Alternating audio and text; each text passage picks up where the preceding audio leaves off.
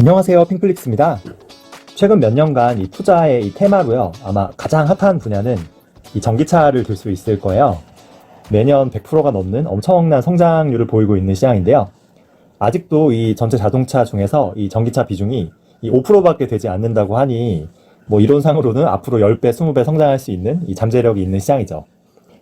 근데 최근에는 이 차량용 반도체 쇼티지나 이 리튬 가격 상승 등 이 전기차의 성장을 좀 방해하는 요소들이 좀 나타나고 있는데요. 그래서 오늘은 이 전기차의 성장을 방해하고 있는 이런 주요 요인들과 이에 관련한 이 투자 인사이트를 좀 담담히 풀어보려고 해요.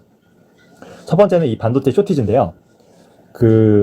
일반 우리가 아는 내연차 있잖아요. 휘발유차는 이 차량용 반도체가 한 차 한 대당 한 200에서 300개 정도가 들어간다고 해요. 근데 이 전기차에는 이런 차량용 반도체가 무려 이 1000개나 필요하다고 해요. 이 몇 배나 많이 필요하죠. 근데 향후에 이 자율주행 시대가 오면요, 여기에는 이보다도 훨씬 더 많은 반도체가 필요하거든요. 지금 반도체 업계가요, 가뜩이나 이 코로나 이후로 이 IT 기기가 폭증하고요, 이 데이터 센터와 같은 이 수요의 폭증으로 인해서 지금 만성적으로 공급이 좀 부족하거든요. 근데 이 전기차 시장이 폭발적으로 성장하고 있는데 이 안에는 차량용 반도체가 몇 배나 들어가다 보니까 이 전기차까지 이 수요가 폭증하면서 이게 공급 부족이 해결이 쉽지가 않아요. 또 사람들은 이제 단순한 전기차를 원하지 않아요. 이 테슬라나 뭐 샤오펑이나 이렇게 좀 자율주행을 비롯해서 좀 여러 가지 뭐 OTA 기능이나 이런 서비스가 가능한 이 스마트카를 원하기 때문에 이런 전통적인 이 차량용 반도체 말고도요, 이 자율주행과 관련된 고성능, 이 연산, 이 칩의 수요 또한 같이 폭발하고 있어요. 그래서 이런 차량용 반도체를 거의 70% 이상 생산하는 곳이 이 TSMC인데요. 여기에 1분기 실적을 보니까 아직은 이 차량용 반도체 비중이 5%밖에 되지 않아요. 근데 이 성장률만 보면은 이게 엄청나거든요. 이게 분기 성장률이 26%고요. 연으로 보면은 65%인가 그래요, 성장률이. 이게 엄청나죠. 앞으로의 이 차량용 반도체 시장의 이 성장률, 잠재력이 크다는 걸 알 수 있죠. 참고로 TSMC는 이번 1분기 보니까요, 이 매출이 35% 성장하고요. 특히 영업이익률이 45.6%? 거의 뭐 저세상 영업이익률이더라고요. 이 제조업체인데 이 장난이 아니죠. 결국 이 반도체 쇼티지 이 사태가 이게 전기차만 보면은 악재일 수 있지만 이 장기적으로 보면은 결국 이 차량용 반도체나 이 미래의 자율주행과 관련된 이런 연산 칩에 이 수요가 폭발하겠구나, 이런 투자에 좀 기회를 좀 엿볼 수 있는 거라고도 볼 수 있어요. 개인적인 생각인데 이게 시간이 가고요, 그리고 점점 이 기술이 발전할수록 지금은 전기차에서 배터리가 가장 중요하잖아요. 근데 나중에는 오히려 저는 이 반도체, 이 칩의 성능이 더 중요해지는 시대가 올 것 같아요. 솔직히 한번 충전해서 뭐 500km를 가나 혹은 뭐 600km를 가나 이게 그렇게 큰 차이는 없거든요. 나중에 이제 자율주행 시대가 진짜 오고 이 배터리를 이제 교체하는 타입으로 가거나 이런 충전 인프라가 늘어나면은 이게 그렇게 중요하지 않아요. 근데 이런 한번 충전한 전기를 효율적으로 잘 소비하면서 이런 자율주행을 비롯해서요, 뭐 사람들과 커뮤니케이션을 할 수도 있고 차 안에서 이런 뭐 영상을 보거나 넷플릭스나 유튜브, 게임을 즐기거나 미래에는 진짜 그 메타버스와 같은 이런 다양한 서비스들을 이 차 안에서 해야 되는데 그때는 이제 이런 배터리보다는 오히려 이런 반도체 칩의 성능이 더 중요해지지 않을까라는 생각이 들어요. 저랑 같은 세대라면은 아마 이 조립식 PC에서 이 CPU나 혹은 뭐 램이나 혹은 그래픽카드를 사가지고요, 따로 사서 얘를 그냥 메인보드에 이렇게 부착해서 아마 셀프 업그레이드를 한 경험이 있을 거예요. 그러면 이게 부품 하나만 갈았을 뿐인데 이 컴퓨터 속도가요, 엄청 달라지거든요. 그래서 저는 미래에는 이 자동차도요, 예전에 이런 조립식 PC처럼 한 3, 4년에 한 번씩 이 메인 프로세서 연산 칩만 이 교체해서 이 전반적인 이 자동차의 성능을 좀 업그레이드하는 좀 그런 시대가 올 수도 있을 것 같아요. 이 자동차는 이 스마트폰하고 좀 다른 게 이게 한 번 사면 최소 10년은 타야 되거든요. 더 타는 사람도 있고. 근데 같은 반도체 칩으로 이 10년을 타는 건 좀 너무 이게 기술의 발전이 빠르기 때문에, 왜냐하면 10년 전 PC나 10년 전 스마트폰 쓰는 사람은 없잖아요. 근데 저는 자동차는 그대로 10년 타되 이 중요한 칩만 주기적으로 바꿔 끼는 시대가 올 것 같고요. 그렇게 되면은 이 반도체 회사들에게는 이 주기적으로 교체하는 이 수요가 새로운 먹거리가 되지 않을까 싶습니다. 두 번째로 전기차의 지금 보급과 성장을 가로막는 요소는 이 원자재 가격의 상승인데요. 이 전기차는 배터리가 가장 그 비중이 크거든요. 근데 이 배터리를 만드는 주요 그 광물, 원자재가 이 리튬, 니켈, 뭐 코발트 이런 건데요. 이 가격이 엄청 폭등하고 있어요. 특히 리튬 가격은 지난 2년 사이에 무려 이 1200%가 폭등했다고 하거든요. 그래서 이 말고도 다 가격이 폭등하고 있어서 이 원자재가 차지하는 비중이요. 지금 거의 80%가 된다고 해요. 배터리에서. 이거 말이 안 되거든요, 이거는. 그래서 이 배터리 가격이 결국 내려가야지 결국에 이 전기차 가격도 내려가기 때문에요. 가격이 싸져야 이게 보급이 더 수월해져요. 근데 이렇게 원자재 가격이 오르면 배터리 가격이 올라가죠. 그럼 전기차 가격도 올라가고 당연히 보급에 타격을 받는 거예요. 지금 전기차 비중이 전체 차에 제가 아까 5%밖에 안 된다고 했잖아요. 그러면 앞으로 이게 10배, 20배 전기차 시장이 성장해야 되는데 과연 이런 리튬이나 니켈이나 코발트와 같은 이 원자재 공급이 좀 원활히 가능할까라는 생각이 들 수 있어요. 이런 원자재 가격 상승에 따른 이 배터리 리스크는요. 이거는 뭐 지금의 반도체 공급난하고는 차원이 다른 엄청나게 위험한 수준이라고 하는데요. 거의 뭐 향후 20년 동안 계속 된다는 얘기도 있고요.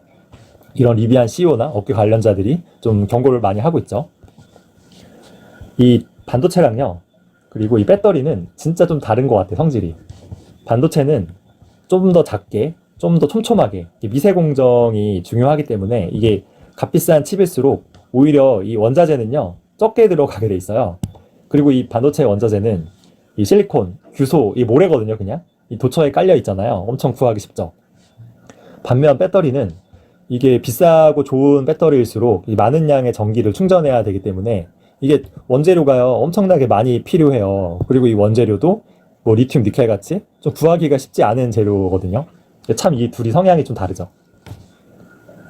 리튬, 니켈, 코발트 모두 이 배터리의 광물들은 이 채굴하고요. 그리고 이걸 또 정제하는 게 중요하거든요. 이 과정에서 이 환경이 엄청나게 파괴돼요. 또 이 현지에서 다 신흥국에서 나는데 이런 어린이들이나 현지인들의 이 노동 착취가 계속 일어나고 있어요. 그래서 제가 이 영상을 보니까 와, 충격적이더라고요. 이게 전기차 타는 게 진짜 환경을 위한 게 맞을까라는 생각이 들어요. 이게 전기차 때문에 배터리 광물 캐느라 수많은 신흥국의 환경이 파괴되고 있고요. 여기서 현지 아이들이 막 희생당하고 막 기형아가 엄청 출생당하고 진짜 안타까운 상황이거든요. 또 지금 이 전기차를 결국 이 전기를 충전해야 되는데 이 전기가 거의 화석 연료로 아직은 많이 만들잖아요. 그래서 배터리 환경 파괴도 문제고 전기차가 오히려 어떻게 보면 지금은 내연차보다 이 지구에 더 안 좋은 걸지도 모르겠다는 생각이 들어요.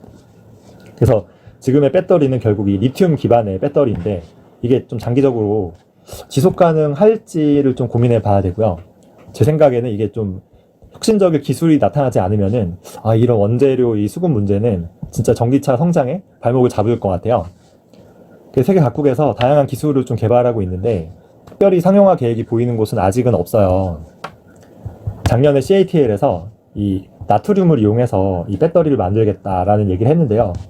나트륨은 이제 이 리튬보다는 훨씬 구하기 쉽죠. 그래서 성공한다면 대박일 수 있겠지만 얘가 또 충전 효율이 좀 떨어지거든요. 그래서 과연 상용화가 가능하냐 하는 좀 회의적인 시각도 있기 때문에 뭐 가능성 정도만 생각하면 될 것 같아요. 그래서 이 전기차랑 그리고 이 배터리에 관심이 많은 분이라면요. 이런 아까 말한 이 리튬이나 이런 니켈과 같은 핵심 원자재의 지금 이 수급 문제를 좀 해결할 수 있는 그런 이 기술을 가진 이런 기업에 좀 찾아보는 것도 방법이죠. 사실 저는 찾으려고 했는데 못 찾았거든요. 좀 아이디어 있으신 분은 좀 댓글로 좀 남겨주세요. 전기차의 성장을 가로막는 마지막 아직은 벌어지지 않고 있는데 이 장기적으로는 좀 심각한 좀 문제가 생길 수도 있는 뭐냐면은 이 전기 이 충전 요금이거든요. 뭐냐면은 대중이 전기차를 선택하는 가장 큰 이유는 사실 환경보다는 이 경제성이거든요. 순수하게 착값만 보면 당연히 전기차가 비싸죠. 근데 이 충전 요금이 휘발유 대비해서 굉장히 싸잖아요. 그래서 장기적으로 보면은 이 오래 탈수록 이 전기차가 경제적이다라는 논리 때문에 선택을 하는데 이게 지금 전기차의 비중이 아직은 5%에 불과하기 때문에 당연히 충전 요금이 지금은 싸죠. 근데 이게 앞으로 모든 차가 전기차로 바뀐다고 하면은 이거를 충전 요금을 지금처럼 싸게 유지할 수 있을지는 좀 고민해 봐야 돼요. 그리고 이 전기차에 들어가는 이 충전하는 전기를 이 친환경이 아니고 아직은 지금은 좀 화석 연료로 많이 화력 발전으로 많이 만들잖아요. 그럼 이게 어차피 이 화석 발전으로 이 연료를 만들어서 그 전기로 가면은 이거 친환경이 아니죠. 진짜 친환경 전기차는 이 태양광이나 혹은 이 풍력 같은 이런 클린 에너지만으로 만든 전기로 이 충전을 해야지 이게 순수한 친환경인데 이게 진짜 생각보다 쉽지가 않아요. 작년 유럽에 이 전기 요금이 이 폭등하는 바람에 굉장히 좀 말이 많았어요. 뭐 잘 모르시는 분도 있겠지만 뭐 9배까지 전기료가 폭등한 곳도 있거든요. 근데 이게 요금이 오른 까닭은 천연가스와 같은 이런 에너지 원자재 가격이 물론 오른 까닭이 크죠. 근데 이게 무리하게 유럽이 이런 친환경 에너지를 늘리려고 하다가 이 부작용도 커요. 유럽은 풍력 발전을 좀 많이 좀 지었는데요. 이게 작년 겨울에 이 바람이 안 부는 거예요. 그래서 이 전기를 못 만드니까 갑자기 전기 요금이 이렇게 확 뜨는 거죠. 아직은 이 열심히 기술 개발하고 있지만 이 태양광이나 이 풍력과 같은 클린 에너지 기술이요. 이 완벽하지 않아요. 근데 이제 이 천연가스나 석유 등 이런 에너지 가격도 지금 좀 불안정하잖아요. 계속 오르고. 근데 전기차가 계속 늘어나면은 이 전기의 수요도 계속 늘어날 텐데 이 전기 요금을 계속 싸게 유지하기가 이것도 좀 쉽지 않거든요. 원래 각국 정부는 이 전기차 빨리 보급해야 되니까 처음에는 이 충전 요금을 굉장히 싸게 좀 혜택을 좀 많이 줬어요. 근데 점차 이 혜택을 지금 다 줄이고 있거든요. 보조금도 줄이고 우리도 충전 요금이 계속 오르고 있죠. 그래서 이런 전기 요금 관련 문제는 해결할 수 있는 방법이 확실한 게 하나 있어요. 뭐냐면은 이런 아까 말한 태양광이나 그리고 이 풍력 이렇게 클린 에너지로 만든 전기를요 이 저장할 수 있으면 돼요. 근데 이 저장이 안 되니까 에너지가 그냥 날씨 좋은 날 이 태양광이나 풍력으로 만든 이런 잉여 전기를 지금 다 버리고 있거든요. 이걸 저장만 할 수 있으면은 전기요금 문제는 싹 해결되죠. 그래서 에너지 이 저장과 관련해서 제가 예전에 뭐 수소나 그리고 ESS 배터리나 그 양수 발전이라는 것도 있어요. 물을 이렇게 끌어올렸다가 필요할 때 다시 이렇게 내리면서 발전하는 건데요. 이 수많은 기술이 연구되고 있지만 이게 대규모로 에너지를 엄청난 규모로 저장하고 또 손쉽게 운반하고 또 이 친환경을 또 생각하면은 이 수소가 아무래도 좀 가능성이 높다고 얘기하고 있어요. 이 전기차나 특히 배터리에 투자하시는 분들은 저도 예전에 그랬는데 이 수소 얘기 나오면은 굉장히 부정적인 분들이 많은데요. 이 전기차와 이 수소는요 서로 상반된 것이 아니고요. 오히려 이게 상호 보완적인 관계예요. 이 값싼 친환경 에너지를 이 수소로 잘 저장하고 운반할 수 있어야 이 전기 요금이 계속 내려가게 안정적으로 유지돼서 이 전기차 시장도 그리고 배터리도 안정적으로 성장할 수 있는 거죠. 이 수소 관련해서요. 유망한 뭐 글로벌 기업은 뭐 플러그 파워가 있고요. 그리고 뭐 블룸 에너지라는 데도 있고요. 뭐 발라드 파워라는 데도 있는데요. 어디가 잘 될지 이 판단하기 쉽지 않고요. 이 수소 기술은 오히려 배터리보다도 굉장히 불안정하고 변동성이 높아서 완전히 이게 새로운 기업이요. 이 패러다임을 바꾸면서 이쪽을 장악할 수도 있기 때문에 약간 일반 개인이 좀 투자하기에는 좀 장벽이 좀 있는 것 같아요. 다만 이 전기차 시장의 성장을 계속하기 위해서는 결국은 이런 클린 에너지를 잘 저장하고 운반할 수 있는 그런 기술이 반드시 필요하기 때문에 여기에 좀 관심을 갖고 뭐 펀드나 ETF로 투자하는 것도 방법일 수 있죠.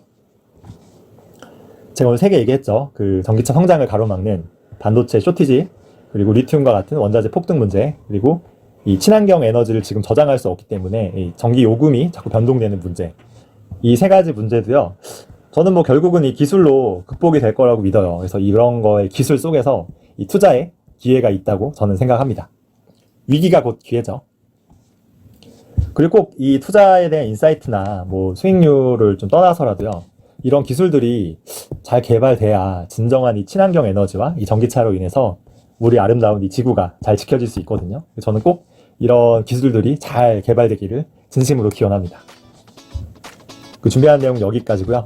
궁금하신 점은 편하게 댓글로 남겨주시고요. 지금 시장이 굉장히 안 좋죠. 저도 사실 좀 가끔 멘탈이 나갈 때가 있는데요. 다들 힘내시고 좀 어려운 시기 잘 버텨서 이 시장에서 살아남아 보아요. 파이팅입니다.